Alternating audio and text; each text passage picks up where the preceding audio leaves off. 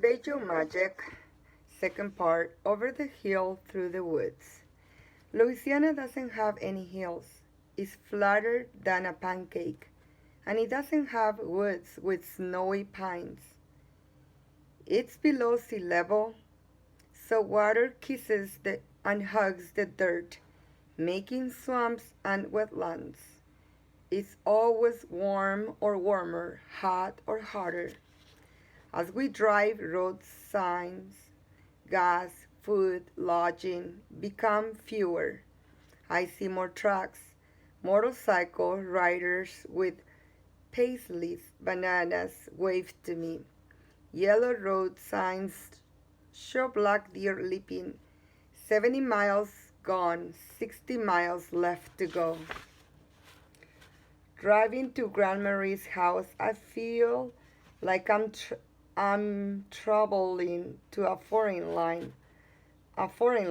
I'm used to the city, concrete, brick, and steel. In school, we study nature, read books, take field trips to the Audubon Zoo, the Audubon Butterfly Garden, Insectarium, and Aquarium of the Americans. I like the gift shops. I buy magnets to remind me of what I have seen. Turtles in the aquarium, an alligator in the zoo, and honeybees, the state bug, living in glass walled hives.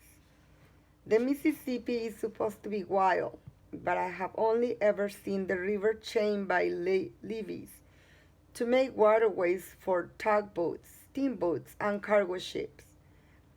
When Katrina hit, they say water became dangerous, spilling over homes.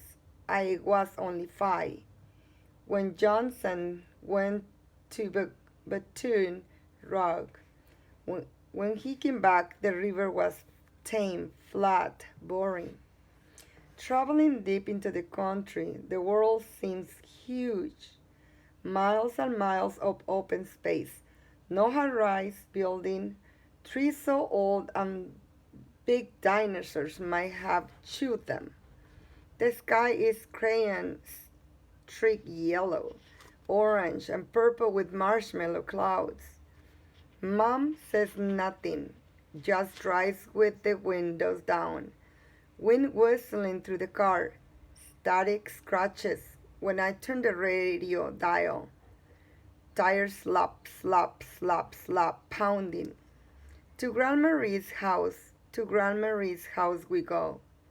I'm still scared, but somehow excited too. Leaving home, my sister expected me to cry. I didn't. My eyes stayed dry. Now I breathe wet, salty air. Farther south, there is a lot more water. Rivers, streams, swamps. The Gulf of Mexico. The sun is high, bright, hotter than a smoke pit. Sweating, my dress sticks to my legs. My legs stick to the seat. I'm drenched. A bird scratches. My head tilts sideways. Trees, sky, and clouds steadily zoom by. The sun lowers towards ground. I blink, so hot, slap, slap, slap beat the tires. Sweat weighs me down. Wind whizzes, warbles, gentle rumbling, and heat lull.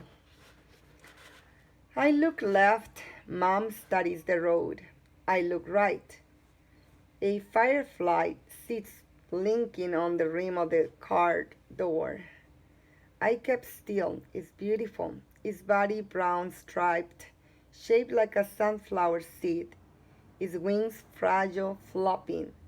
The firefly turns its itty bitty head. Black pin drop eyes watch me. I watch back. Its stomach sparkles yellow, green. It's a signal, I think. But for what? Holding my breath, I swear I can hear his heart beating. We are here, Ma shakes me. Was I dreaming? Tires crunch pebbles and dirt. I ride my cheek with, which is creased from the ridges of the seat. The car bounces, jerks. Headlights brighten a square house on stilts. Above it rises a crescent moon. That is my mama, Mom says proud. Your Grand Marie. I don't see anyone. The shack gray drill wood looks like it's floating. The roof is thin, sparkling, reflecting moonlight. Its windows' eyes are lit with candles like a carved pumpkin. I hold back. Don't unclick my seatbelt. I want to go home, back to New Orleans. Come on, Marty. I stay in the car. A match flickers. A shadow holding a high kerosene lamp separates from a post on the porch. I swallow a yelp, then exhale. She's tiny. I imagined Grand Marie was a giant. Instead, she's barely bigger than me, wearing baggy overalls that make her seem even smaller. But her shadow is long. It stretches, spills down the steps, reaching toward me. Be polite, says Mom.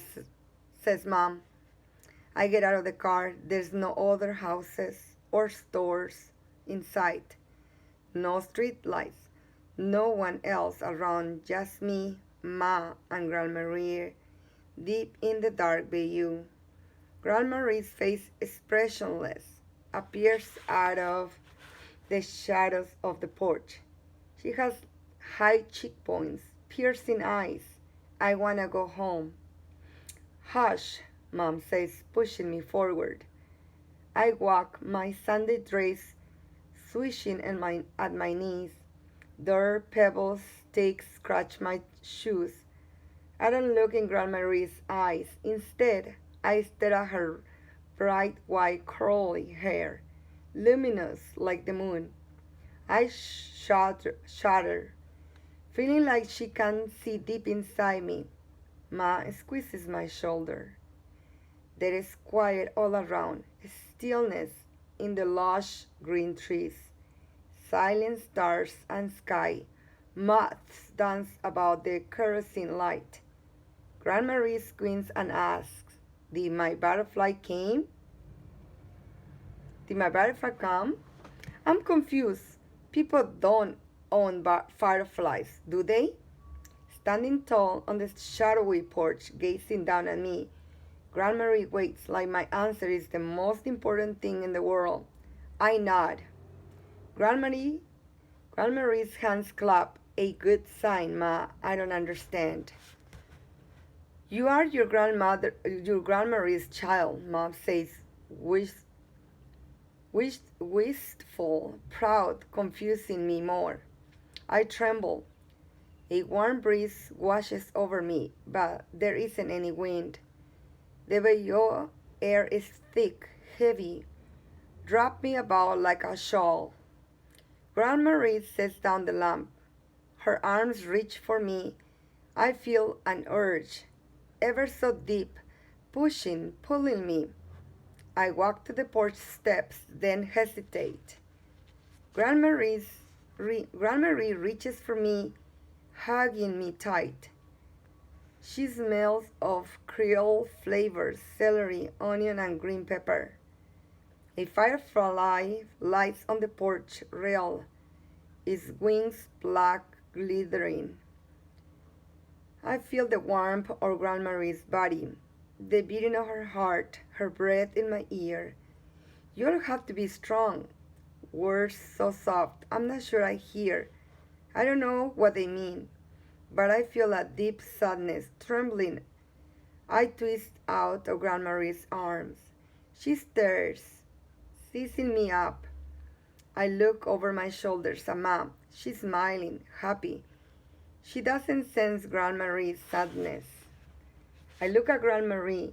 She nods like we have agreed upon something, made a pact. About time you got here, Marty. The Bayou and me, we've been waiting, been dreaming about you forever.